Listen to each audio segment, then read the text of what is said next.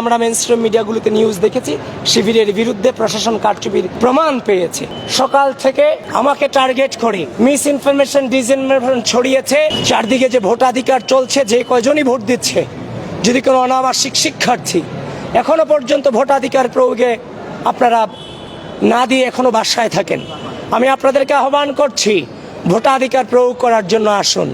কিন্তু যে অনাকাঙ্ক্ষিত ঘটনাগুলো চারদিকে ঘটছে, নির্বাচন কমিশন এবং বিশ্ববিদ্যালয় প্রশাসন এগুলোর বিরুদ্ধে এখনো পর্যন্ত ব্যবস্থা নিতে সম্পূর্ণভাবে ব্যর্থতার পরিচয় দিয়েছে।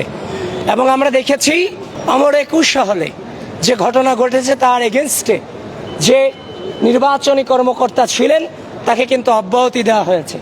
এবং আপনি দেখেছেন সকাল থেকে আমাকে টার্গেট করে মিস ইনফরমেশন ডিসইনফরমেশন ছড়িয়েছে। এবং খুব দুঃখ লাগে যে মেইনস্ট্রিম মিডিয়াগুলো পর্যন্ত আজকে আপনারা সাংবাদিক যারা আছেন, আপনারা তো একটা জিনিসের তথ্য যাচাই করার দায়িত্ব আপনাদের। আপনারা বলেছেন আমি নাকি আচরণবিধি লঙ্ঘন করে কেন্দ্রে প্রবেশ করেছি।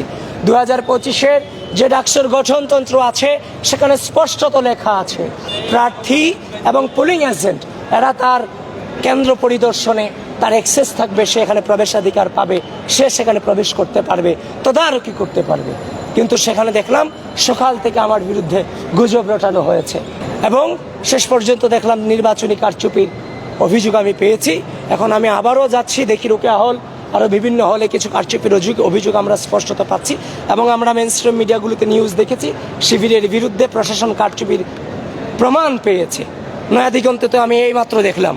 সুতরাং আপনারা এগুলোকে যাচাই বাছাই করেন। বাংলাদেশে ঢাকা বিশ্ববিদ্যালয়ের মাটিতে বাংলাদেশের স্বাধীনতা সার্বভৌমত্বকে, মানুষের গণতান্ত্রিক অধিকারকে, মানুষের বাক স্বাধীনতাকে যারা বিশ্বাস করে না, ঢাকা বিশ্ববিদ্যালয়ের শিক্ষার্থীরা তাদেরকে কখনোই মেনে নেবে।